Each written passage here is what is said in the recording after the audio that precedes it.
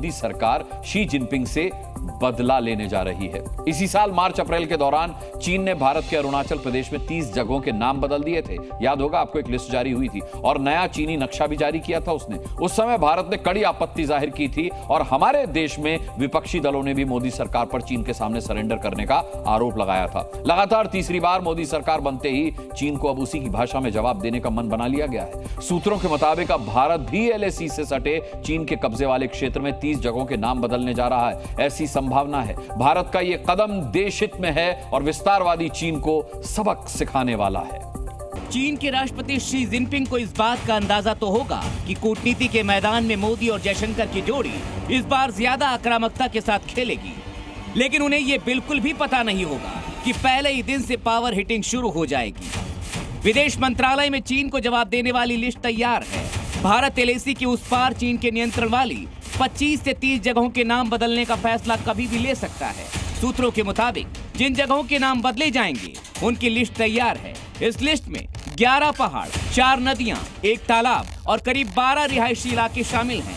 इनके चीनी नाम नहीं बल्कि उसकी जगह तिब्बती नाम दर्ज किए जाएंगे। हमारे सूत्रों के मुताबिक मोदी सरकार के फैसले के बाद सेना नए नाम के साथ नक्शा भी जारी करेगी।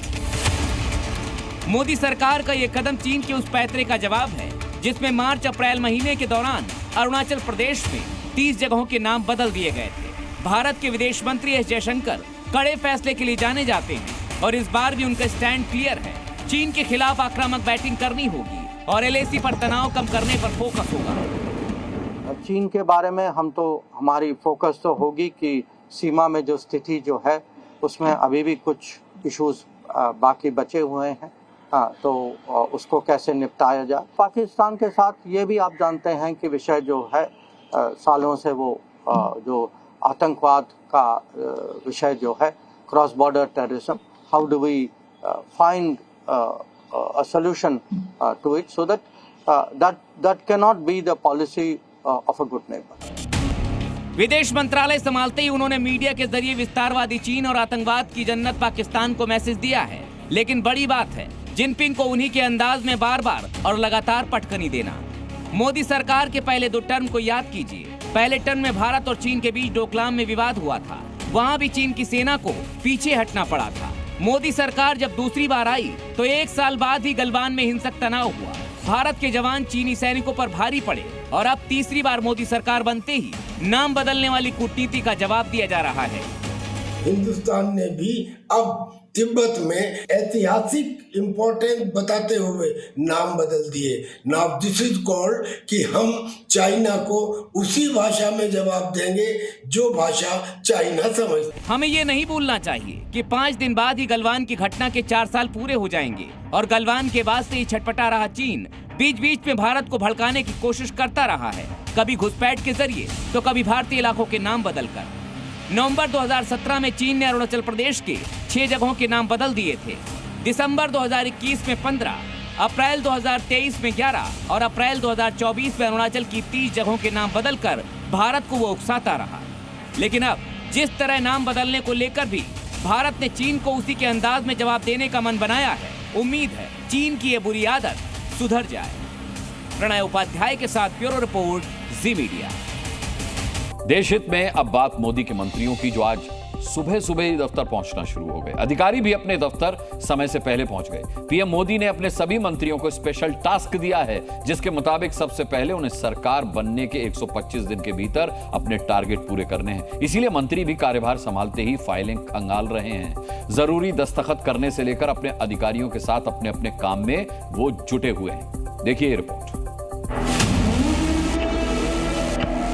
सरकार की बात आती है तब वो अकेला मोदी नहीं होता है, उसके जो हजारों दिमाग उसके साथ जुड़े हुए हैं। आज हम फिर एक बार देश की सेवा के लिए प्रशस्त हो रहे हैं। शपथ लेने के बाद पीएम मोदी के मंत्री अपने प्रधानमंत्री के निर्देशों के अनुसार सुबह सूरज की पहली किरण निकलते ही अपने दफ्तर के लिए पहुंच गए। सभी मंत्रियों को अगले 125 दिनों के प्लान पर बिना रुके बिना थके काम करने को कहा गया है। केंद्रीय मंत्री अमित शाह ने नेशनल पुलिस मेमोरियल पर ड्यूटी के दौरान जान गंवाने वाले पुलिस कर्मियों को श्रद्धांजलि दी और फिर दफ्तर पहुंचे। गृहमंत्री अमित शाह अगले 125 दिन के भीतर देश के आंतरिक सुरक्षा को और मजबूत करना चाहते हैं। देश के संवेदनशील हिस्सों में कैसे शांति स्थापित हो, इसकी रणनीति पर भी काम करेंगे। विदेश मंत्री एस जयशंकर का लक्ष्य नेबरहुड फर्स्ट है। साथ ही संघर्ष और तनाव के बीच अपनी एक जगह बनाए रखने में कामयाबी हासिल करना भी लक्ष्य होगा। रक्षा मंत्री राजनाथ सिंह चाहे पाकिस्तान चीन से सटी सीमाएं हो या फिर देश की समुद्री सीमाएं, तीनों सेनाओं की ताकत को बढ़ाने की रणनीति पर जुट चुके हैं। अग्निपथ से लेकर थिएटर कमांड तक कई मुद्दों की चुनौती से निपटने की वो तैयारी कर रहे हैं। आपको बता दें, थिएटर कमांड बनाने में पहले ही देरी हो चुकी है। वहीं संसदीय कार्य मंत्री की कोशिश है कि मजबूत विपक्ष के साथ इस बार संसद में सार्थक चर्चा हो ताकि देश आगे बढ़े। अश्विनी वैष्णव का नई वंदे भारत अमृत भारत से लेकर वेटिंग टाइम घटाने पर पूरा फोकस होगा। फ्रेट कॉरिडोर पर भी तेज गति से काम करने पर उनका ध्यान रहेगा। साथ ही रेलवे की सेफ्टी को भी मजबूत बनाने पर उनका ध्यान होगा। रेलवे को एक इसलिए फोकस पे रखा है प्रधानमंत्री जी ने, क्योंकि रेलवे साधारण नागरिकों की, आम नागरिकों की सवारी है और अपनी देश की अर्थव्यवस्था की एक बहुत मजबूत रीढ़ की हड्डी है। इसीलिए रेलवे पे बहुत फोकस है। मोदी जी का भावनात्मक संबंध है रेलवे के साथ। जहाँ रोशनी अभी नहीं गई है या जाना बाकी है या कम गई है, उन जगहों में हम रोशनी पहुँचावें और उसी समय 100 दिन का, 200 दिन का, जिस प्रकार से प्रधानमंत्री जी का आदेश है, उसी के अनुरूप हम लोग प्लान बनाएंगे। पीएम मोदी समय समय पर सभी मंत्रियों के कामों की समीक्षा भी करेंगे। ब्यूरो रिपोर्ट, जी मीडिया। पीएम मोदी मंत्रियों के काम पर खुद भी बारीकी से नजर बनाए हुए हैं। जी न्यूज से बातचीत में कई मंत्रियों ने बताया कि अगले 125 दिन के भीतर उन्होंने क्या क्या तैयारियां की हुई हैं। आपको बता दें कि कानून मंत्री अर्जुन राम मेघवाल ने बताया कि 1 जुलाई से 3 नए कानून लागू कराए जाएंगे, जबकि नागरिक उड्डयन मंत्रालय राम मोहन नायडू ने पीएम मोदी को 2047 के विजन पर काम करने का भरोसा दिया है। कृषि एवं किसान कल्याण राज्य मंत्री भागीरथ चौधरी ने भरोसा दिलाया है कि किसानों की आय को दुगना करने की दिशा में वो काम करेंगे, साथ ही कृषि क्षेत्र को मजबूत करने का लक्ष्य भी साधेंगे। दूरसंचार मंत्री ज्योतिरादित्य सिंधिया ने भी पीएम मोदी को भरोसा दिलाया है कि वो वैश्विक स्तर की संचार व्यवस्था पर काम कर सफल होंगे। अब भारतीय न्याय संहिता, भारतीय नागरिक सुरक्षा संहिता, भारतीय साक्ष्य अधिनियम, ये 1 जुलाई से लागू हो जाएंगे। इसके लिए इंफ्रास्ट्रक्चर खड़ा करना, इनके लिए जागरूकता शिविर लगाना, ये एक बड़ी चुनौती है। अभी 10 साल तक काफ़ी काम हुआ है एनडीए के सरकार में, सिविल एविएशन हो या देश के लिए हो, तो उसको एक कंटिन्यूटी देकर आगे 2047 का एक विजन है हमारे 100 साल के इंडिपेंडेंस का, तो वहाँ तक क्या सोच होनी चाहिए उसके बारे में हम सोचकर एक 100 दिन का प्लान बनाएंगे। मोदी जी का विजन है कि किसान का कल्याण होना चाहिए, किसान की आमदनी दुगनी होनी चाहिए। ये कृषि प्रधान देश है, जब तक किसान के घर में खुशहाली नहीं आएगी ये देश विकसित राष्ट्र नहीं बन सकता। जो भी प्रधानमंत्री जी ने उम्मीद अपेक्षाएं की हैं, जो भी टारगेट दिया है, हम पूरा काउंसिल ऑफ मिनिस्टर्स उसको पूरा करेंगे। आज प्रधानमंत्री ने देश से अपील की है कि वो अपने अपने सोशल मीडिया अकाउंट से मोदी का परिवार वाला डिस्प्ले हटा लें। उन्होंने साफ तौर पर कहा कि हम सभी एक परिवार हैं। ये संदेश प्रभावी ढंग से पहुंचाए जाने के बाद मैं एक बार फिर भारत के लोगों का धन्यवाद देना चाहूंगा और अनुरोध करूंगा कि अब आप अपने सोशल मीडिया से मोदी का परिवार हटा सकते हैं। डिस्प्ले नाम बदल सकता है, लेकिन भारत की प्रगति के लिए प्रयास करने वाले एक परिवार के रूप में हमारा बंधन मजबूत और अटूट है। मोदी कैबिनेट में इस बार भी एक मुस्लिम चेहरा नहीं है, एक भी मुस्लिम चेहरा नहीं है और ये बात जो है विपक्ष को पसंद नहीं आ रही। चुनाव प्रचार में बीजेपी ने मुस्लिम आरक्षण का मुद्दा उठाया था और अब मोदी सरकार बनने के बाद विपक्ष मोदी कैबिनेट में मुस्लिम चेहरा नहीं होने का मुद्दा बना रहा है। देखिए रिपोर्ट।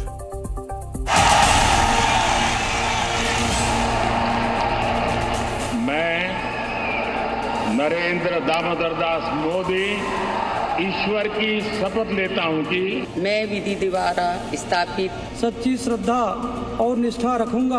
अब नहीं बनाया इन लोगों की तो घृणा है ना उन लोगों के प्रति है। 2024 की मोदी 3.0 में हैवीवेट मंत्रिमंडल 71 मंत्रियों ने शपथ ली, लेकिन इस बार एक भी मंत्री मुस्लिम समाज से नहीं है। इसे लेकर इंडिया गठबंधन के नेता प्रधानमंत्री नरेंद्र मोदी पर हमलावर हैं। मोदी को कमजोर प्रधानमंत्री बता बीजेपी पर सवाल उठाए जा रहे हैं। विपक्ष के तौर पे बहुत ही मजबूत उभर के है। ज्यादा सीटों का आप लोग भी जानते हैं अंतर नहीं बनाया इन लोगों की तो घृणा है ना उन लोगों के प्रति है, इसलिए सब लोग ये बात को जानते हैं। देखिए सबको साथ लेके चलना चाहिए। ये जो भारतीय जनता पार्टी का एटीट्यूड है, विशेष रूप से नरेंद्र मोदी जी का जो एटीट्यूड है, वो इस बात को दर्शाता है कि he is so much against मुस्लिम। इतना ज़्यादा हेट्रेड, नफरत वो मुसलमानों से करते हैं कि अपने मंत्रिमंडल में भी रखना उनको पसंद नहीं है। मोदी जी को लगता है कि देश के मुसलमानों ने उनको वोट नहीं किया है, इसलिए मुसलमानों को मंत्री नहीं बनाया।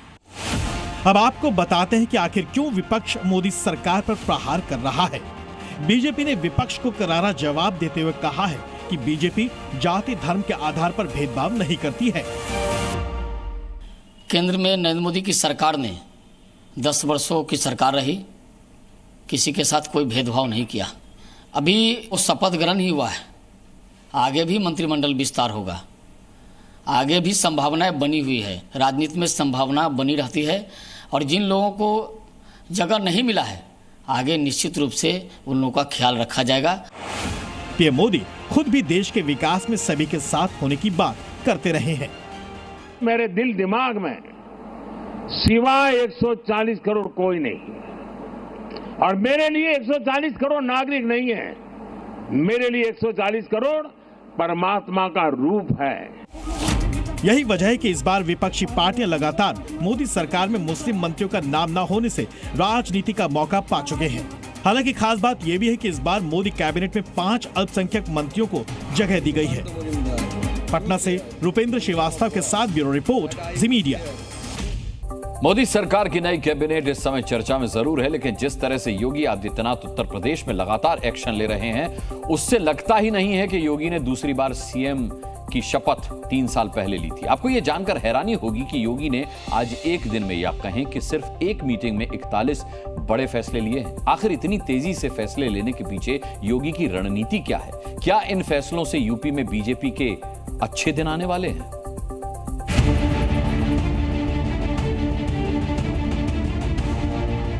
चुनाव प्रचार के दौरान योगी आदित्यनाथ ने नारा दिया था, राम भक्त ही राज करेगा दिल्ली के सिंहासन पर। योगी का नारा साकार हो चुका है।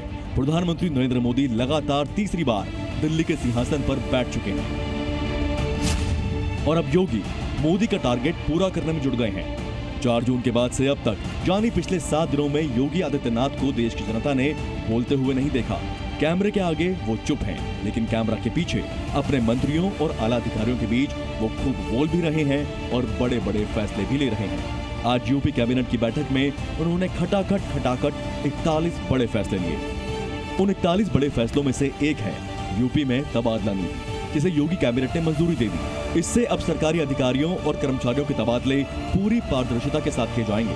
बुंदेलखंड में पानी की किल्लत को दूर करने के लिए 26 परियोजनाओं को मंजूरी दी गई है। 2025 में होने वाले महाकुंभ मेला के लिए इस बार 3200 हेक्टेयर की जगह 4000 हेक्टेयर जगह दी जाएगी। जेवर एयरपोर्ट के लिए जमीन देने वाले किसानों को मिलने वाली मुआवजा राशि की मंजूरी मिल गई है, जिससे नोएडा गाजियाबाद के किसानों को जल्द पैसे मिलेंगे। हर मंडल में एक सरकारी विश्वविद्यालय को मंजूरी दी गई है। बरेली में फ्यूचर यूनिवर्सिटी बनेगी और गाजियाबाद में HRIT यूनिवर्सिटी का निर्माण होगा। इसके अलावा IIT कानपुर में मेडिकल रिसर्च सेंटर बनेगा। योगी कैबिनेट की ये सारी परियोजनाएं जनता से जुड़ी हुई हैं। इसका मतलब ये हुआ कि उत्तर प्रदेश में लोकसभा चुनाव के दौरान बीजेपी को जिस तरह झटका लगा है, उससे उबरने के लिए योगी ने जनता से जुड़े विकास मॉडल को ही चुना है। 2019 लोकसभा चुनाव में यूपी की 63 सीटें जीतने वाली बीजेपी को 2024 के चुनाव में सिर्फ 33 सीटें मिली थी, वो भी तब जब मोदी और योगी की जोड़ी साथ में जोर लगा रही थी। इसलिए चुनाव परिणाम आने के बाद से ही योगी लगातार एक्शन मोड में दिख रहे हैं। योगी ने मंत्रियों से ये भी कह दिया है कि वो मन से काम करें और जनता से संपर्क में रहें। एक्शन में है सीएम योगी और अपने कैबिनेट मंत्रियों को मंत्र भी दे रहे हैं। आने वाले विधानसभा चुनाव की तैयारियों को लेकर कहीं ना कहीं भारतीय जनता पार्टी ने एक बड़ा प्लान तैयार किया है। सीएम योगी के जो मंत्री हैं वो जनता तक योजनाओं को किस तरह से पहुंचाया जा रहा है इसका फीडबैक लेंगे। जो योजनाएं जनता तक पहुंच रही हैं उसके बारे में जानेंगे और जनता से जानकारी लेकर उसे सीएम योगी तक पहुंचाने का काम करेंगे और सीएम योगी इसे केंद्रीय नेतृत्व तक पहुंचाकर जनता से सीधे सरकार को जोड़ने का काम करेंगे। कैमरामैन गिरीश के साथ नीतीश कुमार पांडे, जी मीडिया, लखनऊ। मंत्रियों और अधिकारियों दोनों के लिए योगी के निर्देश लगातार आ रहे हैं और ये सब नए सिरे से 4 जून के बाद से ही शुरू हो गया है। योगी ने अपने मंत्रियों से कहा है कि वो वीआईपी कल्चर से दूर रहें। वहीं मंत्रियों के साथ साथ अधिकारियों को निर्देश दिया गया है कि यूपी को $1 ट्रिलियन की अर्थव्यवस्था बनाने के लिए पूरा जोर लगा दें, क्योंकि यूपी $1 ट्रिलियन की अर्थव्यवस्था बनेगा तभी भारत $5 ट्रिलियन की इकोनॉमी बनने का लक्ष्य पार कर सकेगा। उत्तर प्रदेश के मंत्रियों को सीधा मैसेज ये है कि वो अपने काम पर ध्यान दें और अपने क्षेत्र पर ध्यान दें, यानी अपने अपने इलाके में जाएं, लोगों से मिलें, उनकी समस्याएं सुलझाएं। वहीं अधिकारियों को कहा गया है कि जल्दी ही सरकारी विभागों में खाली पड़े पदों पर भर्तियां शुरू की जाएं।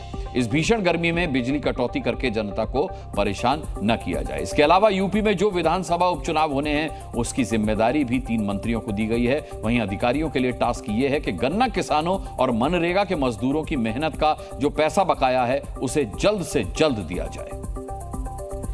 योगी आदित्यनाथ की तारीफ इन दिनों उनके कट्टर विरोधी भी कर रहे हैं। माफिया मुख्तार अंसारी के भाई अफजाल अंसारी ने अब योगी की तारीफ की है। गाजीपुर से समाजवादी पार्टी के टिकट पर लोकसभा का चुनाव जीतने वाले अफजाल अंसारी वैसे तो पीएम मोदी पर तंज कस रहे थे, लेकिन इस तंज में ही उनके मुंह से योगी के लिए तारीफ निकल गई।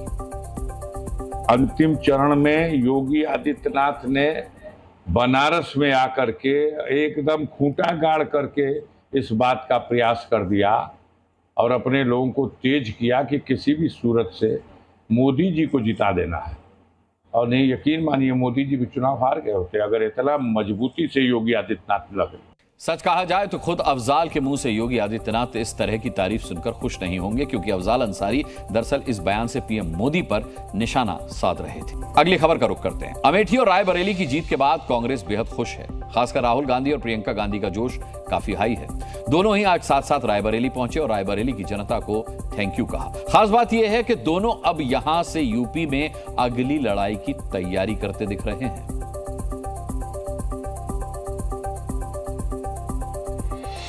समाजवादी पार्टी के अध्यक्ष वीरेंद्र यादव जी,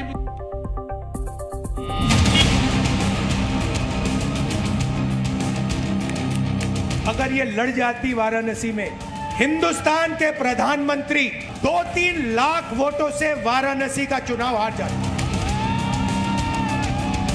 अवध से पूरी यूपी में और पूरे देश भर में ये संदेश आप लोगों ने भेजा कि हमें एक साफ राजनीति चाहिए अपने देश में। कांग्रेस नेता राहुल गांधी अपनी बहन प्रियंका गांधी वाड्रा के साथ रायबरेली गए। शानदार जीत के लिए जनता को धन्यवाद किया। कांग्रेस के प्रदर्शन से गदगद होकर एक दूसरे को गले भी लगाया। राहुल गांधी का तेवर ऐसा कि बीजेपी की अयोध्या में हुई हार से लेकर वाराणसी के चुनावी नतीजों पर भी तंज कस दिया। मैं आपको दिल से धन्यवाद करता हूं। अगर ये लड़ जाती वाराणसी में, हिंदुस्तान के प्रधानमंत्री 2-3 लाख वोटों से वाराणसी का चुनाव हार जाते। मैं ये बात अहंकार से नहीं कह रहा हूं। मैं ये इसलिए कह रहा हूं क्योंकि हिंदुस्तान के प्रधानमंत्री को हिंदुस्तान की जनता ने मैसेज दिया है, ये आपकी जो राजनीति है हमें अच्छी नहीं लगी, हम इसके खिलाफ हैं, हम नफरत के खिलाफ हैं। यूपी में अमेठी सीट फिर हासिल करने के बाद कांग्रेस का आत्मविश्वास 7वें आसमान पर है।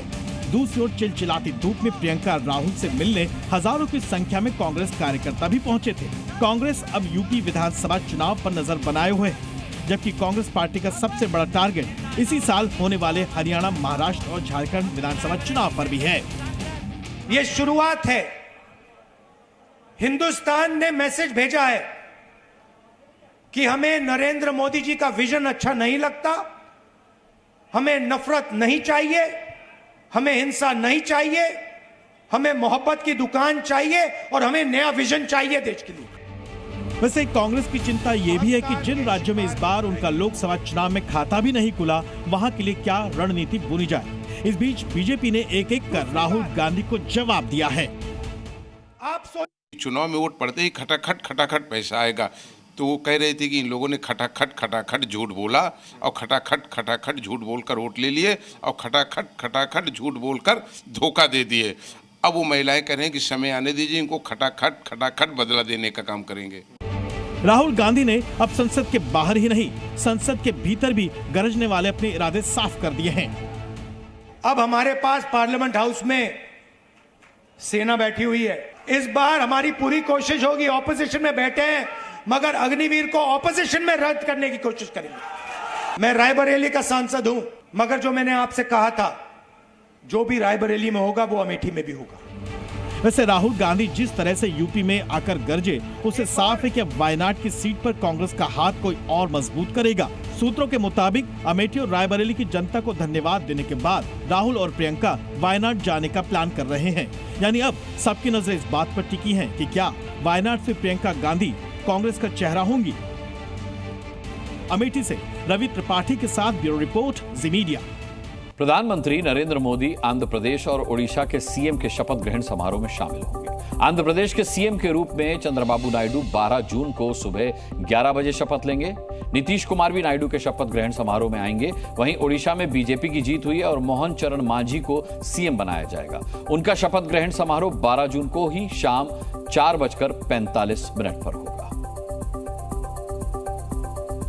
अगली खबर का रुख करते हैं। टोल प्लाजा पर अक्सर झगड़े हो जाते हैं, कई बार नौबत तोड़फोड़ की भी आ जाती है, लेकिन आज हम आपको टोल प्लाजा पर बुलडोजर अटैक का वीडियो दिखाएंगे। इस वीडियो में आप देख सकते हैं कि बुलडोजर से टोल बूथ को तोड़ा जा रहा है। टोल पर काम कर रहे कर्मचारी चालक को रोकने के बजाय सिर्फ वीडियो बना रहे हैं। गुस्साए बुलडोजर ड्राइवर ने बूथ नंबर 15 और 16 को पूरी तरह से ध्वस्त कर दिया। बुलडोजर के टोल प्लाजा पर तोड़फोड़ का यह वीडियो नेशनल हाईवे नंबर 9 के छिजारसी टोल प्लाजा का है, जहां टोल के पैसों को लेकर झगड़ा हुआ। हालांकि बाद में पुलिस ने बुलडोजर ड्राइवर को गिरफ्तार कर लिया।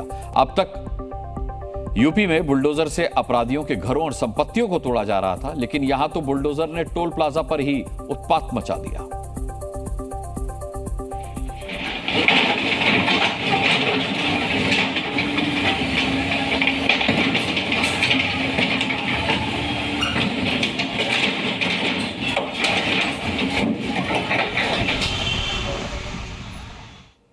टोल प्लाजा पर बढ़ते झगड़ों और दिक्कतों को लेकर भारत सरकार नई व्यवस्था करने जा रही है। भारत सरकार का प्लान है कि फास्टैग की व्यवस्था को खत्म किया जाए। सरकार की योजना GNSS यानी कि ग्लोबल नेविगेशन सैटेलाइट सिस्टम लागू करना है। नई टेक्नोलॉजी के इस्तेमाल से गाड़ियों पर फास्टैग लगाने की जरूरत नहीं होगी। ग्लोबल नेविगेशन सैटेलाइट सिस्टम गाड़ियों के ट्रेवल करने के हिसाब से टोल वसूलेगा। सैटेलाइट के माध्यम से पता लगाया जाएगा कि गाड़ी कितने किलोमीटर चली है। इस नई टेक्नोलॉजी पर सरकार ने काम शुरू कर दिया है। National highway authority of India ने ग्लोबल कंपनी से आवेदन मांगे हैं ताकि जल्दी ही भारत में GNSS यानी कि ग्लोबल नेविगेशन सैटेलाइट सिस्टम लागू किया जा सके। जम्मू कश्मीर के रियासी में आतंकी हमले के बाद सुरक्षा बलों ने बड़े इलाके में सर्च ऑपरेशन लॉन्च किया है। भारत ने पाकिस्तान के खिलाफ कोई आधिकारिक बयान तो नहीं दिया है, लेकिन POK के पूर्व PM राजा मोहम्मद फारूक हैदर खान ने कहा है कि रियासी के जवाब में भारत मिलिट्री एक्शन कर सकता है। फारूक हैदर ने पाकिस्तानी सेना और शहबाज सरकार को अलर्ट रहने के लिए भी कहा है। रियासी हमले के बाद अब क्या होगा, जवाब कैसे दिया जाएगा, क्या पाकिस्तान से बदला लेने की तैयारी हो चुकी है? इन सभी सवालों के जवाब आपको हमारी इस स्पेशल रिपोर्ट में जम्मू कश्मीर के रियासी, श्रीनगर और सीमा पार से आए बयानों में मिल जाएंगे।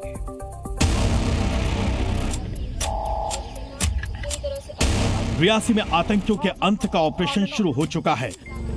हेलीकॉप्टर, ड्रोन और सेना की स्पेशल कमांडोज की टीम रियासी में आतंकों को खत्म करने के लिए निकल चुकी है। रियासी रजौरी हाईवे इसे छावनी में यहाँ पर तब्दील कर दिया गया है। अलग अलग तरह की जो तलाशी अभियान है वो यहाँ पर चलाया जा रहा है। जंगलों के साथ साथ हाईवे को पूरी तरह से यहाँ पर सैनिटाइज किया जा रहा है। साथ ही साथ गाड़ियों की प्रॉपर चेकिंग जो है वो लगातार यहाँ पर जारी है। व्यासी से करीब 140 किलोमीटर दूर अमरनाथ यात्रा के लिए जबरदस्त तैयारियां चल रही हैं। इसी महीने की 29 जून से अमरनाथ यात्रा शुरू होगी। इसका जिम्मा सीआरपीएफ और जम्मू कश्मीर पुलिस को सौंपा गया है। इस यात्रा के रास्ते में सुरक्षा बल के करीब 60,000 जवान तैनात रहेंगे। इस बार drone, night vision device, sniper और एंटी बम स्क्वाड की मदद से यात्रा को सुरक्षित बनाया जा रहा है।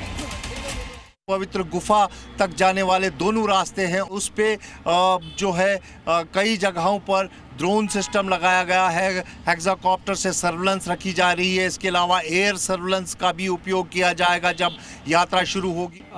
ज़रा भी डर और ज़रा भी खौफ नहीं है। यहाँ पे अच्छा इंतजाम किया हुआ है सिक्योरिटी का। थोड़ा डर लगा था अभी जो इंसिडेंट हुआ, बट इट वाज बहुत सेफ था सब कुछ। रियासी आतंकी हमले के बाद उत्तरी कश्मीर के बारामूला में भी सुरक्षा कड़ी कर दी गई है। सुरक्षा बलों ने यहां जंगलों के इलाके में जगह जगह सुरक्षा बाड़ लगाई है और तंग मार्ग जलप्रपात पर पर्यटकों के जाने पर भी रोक लगा दी है। जम्मू कश्मीर में सर्च ऑपरेशन और सुरक्षा की तैयारियां मुस्तैद हैं, जिसे देखकर आतंकियों के साथ साथ इस्लामाबाद भी डर गया है। बॉर्डर पार से आ रहे बयानों में भारत के संभावित प्रहार का डर दिखने लगा है। जम्मू कश्मीर में जब भी कोई आतंकी हमला होता है तो उसका नापाक कनेक्शन पाकिस्तान से जुड़ता है। अब मोदी 3.0 की शुरुआत हुई है। अगले 5 सालों तक भारत और पाकिस्तान के संबंध कैसे रहेंगे या आने वाले कुछ दिनों में क्लियर हो जाएगा। जम्मू कश्मीर से रजत वोरा और खालिद हुसैन के साथ ब्यूरो रिपोर्ट, जी मीडिया। पाकिस्तान जब क्रिकेट मैच हारने लगता है तो वो धर्म की बात जरूर करता है। अमेरिका में भारत पाकिस्तान के बीच T20 विश्व कप मुकाबले के दौरान पूर्व पाकिस्तानी क्रिकेटर कामरान अकमल ने यही काम किया। हालांकि इस बार कामरान की बदतमीजी का करारा जवाब पूर्व भारतीय स्पिनर हरभजन सिंह ने दिया। भज्जी का गुस्सा देखकर कामरान ने तुरंत माफी मांगी। एक पाकिस्तानी टीवी शो में कामरान अकमल ने भारतीय बॉलर अर्शदीप सिंह को लेकर विवादित बयान दिया। कामरान अकमल ने अर्शदीप के लिए कहा कि अब तो 12 बज गए हैं और ऐसा कहकर कामरान ठहाके लगाने लगे। सिख खिलाड़ी को लेकर कामरान अकमल के मजाक का जवाब पूर्व क्रिकेटर हरभजन सिंह ने दिया। हरभजन ने करारा तमाचा लगाते हुए कहा, लख दी लानत कामरान अकमल, मुंह खोलने से पहले तुम्हें सिखों का इतिहास पता होना चाहिए। हम सिख ने तुम्हारी माँ बहनों को घुसपैठियों से बचाया। उस वक्त 12 बज रहे थे, तुम्हें शर्म आनी चाहिए। इसके बाद विवादित टिप्पणी के लिए कामरान अकमल को हर तरफ से डांट लगने लगी। फिर कामरान ने अपने बयान पर माफी मांगी। मुझे अपनी हालिया टिप्पणियों से गहरा खेद है और मैं हरभजन सिंह और सिख समुदाय से माफी मांगता हूँ। मेरे शब्द अनुचित और अपमानजनक थे। मैं दुनिया भर के सिखों का बहुत सम्मान करता हूँ और मेरा कभी किसी को ठेस पहुँचाने का इरादा नहीं था। मैं सच में माफी चाहता हूँ। पाकिस्तानी खिलाड़ी अक्सर क्रिकेट से ज्यादा अपने विवादित बयानों के लिए जाने जाते हैं, लेकिन हरभजन ने इस बार कामरान अकमल को ऐसा सबक दिया है जिसे पूरा पाकिस्तान याद रखेगा। ब्यूरो रिपोर्ट, जी मीडिया। अगली खबर का रुख करते हैं। देखिए, भारत में तो चुनाव संपन्न हो गए हैं, सरकार भी बन गई, लेकिन अगले महीने 4 जुलाई को ब्रिटेन में आम चुनाव होने हैं। ब्रिटेन में बड़ी संख्या में हिंदू रहते हैं, जिनके लिए धार्मिक आजादी सबसे बड़ा मुद्दा है। ब्रिटेन में पिछले कुछ सालों में हिंदुओं को निशाना बनाया जा रहा है। हिंदू धर्म स्थलों पर हमले किए गए हैं। इन सब हालात को देखते हुए अब ब्रिटेन में सक्रिय हिंदू संगठनों ने अपने मुद्दों को लेकर एक मैनिफेस्टो जारी किया है, जिसमें अपनी मांगों को उन्होंने रखा। ब्रिटेन में रहने वाले हिंदू अब अपनी आवाज बुलंद कर रहे हैं, क्योंकि ब्रिटेन में आम चुनाव होने वाले हैं। उससे ठीक पहले हिंदू अपनी शक्ति का प्रदर्शन कर रहे हैं। ब्रिटेन में सक्रिय हिंदू संगठनों ने बीते शनिवार अपनी मांगों को लेकर हिंदू मैनिफेस्टो यूके 2024 लॉन्च किया, जिसमें हिंदू संगठनों ने अपनी 7 प्रमुख मांगों को रखा है। पहली मांग है कि हिंदू विरोधी नफरत को धार्मिक हेट क्राइम माना जाए। ब्रिटेन में हिंदुओं के पूजा स्थलों की रक्षा की जाए। हिंदुओं की निष्पक्ष शिक्षा तक पहुंच हो। इसके अलावा हिंदुओं को समान प्रतिनिधित्व और अवसर मिले। हिंदुओं के इमिग्रेशन को सुव्यवस्थित किया जाए। स्वास्थ्य और सामाजिक देखभाल बेहतर। इतना ही नहीं, हिंदुओं ने धार्मिक मूल्यों की रक्षा करने की मांग रखी। पहली बार ऐसा हुआ है जब ब्रिटेन में हिंदू लामबंद हुए हैं और अपनी आवाज उठा रहे हैं। हिंदू मैनिफेस्टो इशू हुआ है ब्रिटेन में, ये इसी कारण हुआ है कि वहाँ की जो हिंदू पॉपुलेशन है वो फील करती है कि उनके खिलाफ हेट क्राइम्स कमिट किए जाते हैं। तो किसी भी डेमोक्रेसी में किसी भी तबके को पूरा हक है कि उनकी जो प्रॉब्लम्स हैं उनको वो आगे रखे, उसके बारे में अपने मेंबर पार्लियामेंट्स को अवगत कराए। तो वही किया जा रहा है। हिंदू ओरिजिन के लोगों का ब्रिटेन में। ब्रिटेन में हिंदुओं को लामबंद इसलिए होना पड़ा क्योंकि पिछले कुछ वर्षों में धार्मिक हेट क्राइम की घटनाएं बढ़ी। एक रिपोर्ट के मुताबिक ब्रिटेन के स्कूलों में हिंदू विरोधी घटनाओं में इजाफा हुआ है। 51% अभिभावकों का मानना है कि स्कूल में उनके बच्चे हिंदू विरोधी नफरत का शिकार हुए हैं। 6 जनवरी 2024 को वेम्बली स्थित मंदिर में एक कट्टरपंथी घुस गया था जिसने मूर्तियों और दीयों को तोड़ दिया। पिछले कुछ वर्षों में कई बार हिंदू धार्मिक स्थलों को कट्टरपंथियों ने निशाना बनाया। स्मैथविक शहर में इस्लामिक कट्टरपंथियों ने दुर्गा भवन को घेर लिया था। अगस्त 2024 में कट्टरपंथियों ने लिसेस्टर के मंदिर पर हमला किया था। कट्टरपंथी मंदिर की बाउंड्री वॉल पर चढ़ गए थे। ब्रिटेन में बढ़ती धार्मिक कट्टरता को लेकर अक्टूबर 2022 में 180 हिंदू संगठनों ने तत्कालीन प्रधानमंत्री लिज ट्रस को पत्र लिखा था जिसमें देश में हिंदुओं के खिलाफ बढ़ते अपराध और उनके धार्मिक आज़ादी पर बढ़ते खतरे का जिक्र था। हिंदू मंदिरों की सुरक्षा इस देश में, यूके में सरकार की कुछ स्पेशल प्रोटेक्शन स्कीम्स हैं जिसमें प्लेसेस ऑफ रिलीजियस वर्शिप, इनकी प्रोटेक्शन के लिए स्पेशल फंड दिया जाता है। रूस की सेना ने एक बार फिर परमाणु युद्धाभ्यास शुरू कर दिया है। असल में रूस की मिलिट्री ने परमाणु मिसाइल्स, फाइटर जेट्स और बम वर्षक विमानों के साथ न्यूक्लियर हमले की प्रैक्टिस की है। यह युद्धाभ्यास किसी सीक्रेट लोकेशन पर किया गया है। हालांकि यह दूसरा चरण है। इससे पहले 6 मई को परमाणु युद्धाभ्यास का पहला स्टेज लॉन्च किया गया था। रूस ने आज एक बार फिर से तस्वीरें जारी करके अमेरिका से लेकर यूक्रेन तक धमकी क्यों दी, ये सिर्फ 30 सेकंड में समझिए।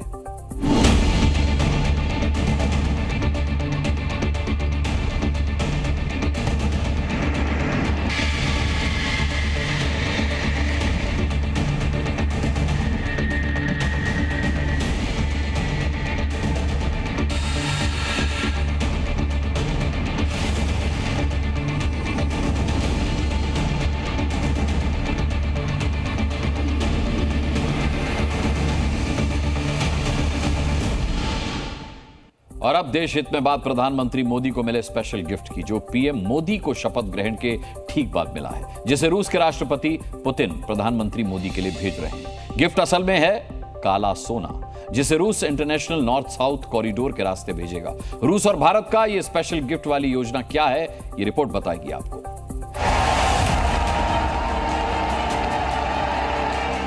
बतौर प्रधानमंत्री मोदी तीसरी पारी का आगाज कर चुके हैं। दुनिया भर से प्रधानमंत्री मोदी को बधाई संदेश मिले, लेकिन रूस ने तोहफे के तौर पर नए रूट से भारत को कोयला भेजने की घोषणा की है, जिसे तोहफा ही माना जा रहा है। रूस ने भारत को कोयला निर्यात की घोषणा की है। घोषणा सेंट पीटर्सबर्ग अंतर्राष्ट्रीय आर्थिक मंच की बैठक में की। कोयला ईरान के रास्ते भारत को सप्लाई किया जाएगा। कोयला सप्लाई के लिए INSTC रूट का इस्तेमाल होगा। इस रूट से सप्लाई के लिए ड्राई रन साल 2014 में किया गया था। अब इस रूट से कोयले की सप्लाई होगी। इससे समय और माल ढुलाई की लागत दोनों में कमी आएगी। जो टाइमिंग है इस अनाउंसमेंट की कि रशिया अब नॉर्थ साउथ कॉरिडोर इस्तेमाल करेगा भारत को कोकिंग कोल भेजने के लिए, ये भारत की लॉन्ग टर्म सिक्योरिटी जो स्टील सेक्टर के लिए हमें चाहिए, क्योंकि ये कोकिंग कोल जो है स्टील बनाने में जाता है, वो इंश्योर करेगा और सस्ते दामों पर, जिसके चलते भारत के अंदर कंस्ट्रक्शन इंडस्ट्री को फायदा होगा। सबसे पहले आपको बताते हैं कि INSTC यानी इंटरनेशनल नॉर्थ साउथ कॉरिडोर क्या है। दरअसल INSTC मध्य एशिया और यूरोप के बीच माल ढुलाई के लिए जहाज, रेल और सड़क मार्ग का एक 7,200 किलोमीटर लंबा मल्टी मोड नेटवर्क है। पहले रूस से सप्लाई समुद्री स्वेज नहर के रास्ते होती थी, जो कि काफी लंबा रास्ता पड़ता था। इसमें माल सप्लाई की लागत और समय दोनों ज्यादा लगते थे। नए INSTC रूट से समंदर, रेल मार्ग और सड़क मार्ग से कोयला सप्लाई होगा। रूस से अजरबैजान फिर ईरान के रास्ते कोयला भारत सप्लाई किया जाएगा। इस रूट पर समुद्री मार्ग, रेल मार्ग और सड़क मार्ग तीनों का इस्तेमाल होगा। ट्राई रन के दौरान पता चला था कि INSTC रूट में माल ढुलाई पर 15 टन कार्गो पर $2,500 यानी करीब 2 लाख भारतीय रुपए तक की कमी आ सकती है। इसके अलावा पारंपरिक रूट के बजाय INFTC से माल ढुलाई करने पर लागत में 30% तक की कमी आएगी, क्योंकि स्वेज नहर के रास्ते रूट 40% तक छोटा पड़ेगा। पारंपरिक रूट पर रूस से भारत तक माल ढुलाई में 40 से 60 दिन का समय लगता था, जो कि नए रूट से घटकर 25 से 30 दिन रह जाएगा। यही वजह है कि रूस और भारत दोनों इस रूट से कोयले की सप्लाई पर जोर दे रहे हैं और बहुत जल्द कोयले की सप्लाई शुरू भी हो जाएगी। यही वजह है कि प्रधानमंत्री मोदी के तीसरे कार्यकाल की शुरुआत में इस योजना की घोषणा को तोहफे के तौर पर देखा जा रहा है। ब्यूरो रिपोर्ट, जी मीडिया। इसी खबर के साथ देश हित में आज के लिए इतना ही। कल रात ठीक 8 बजते ही देश हित की तमाम खबरें लेकर एक बार फिर हाजिर हो जाऊंगा। तब तक के लिए अपना बहुत बहुत ख्याल रखिएगा। मुझे आज के लिए इजाजत दीजिए। शुभ रात्रि।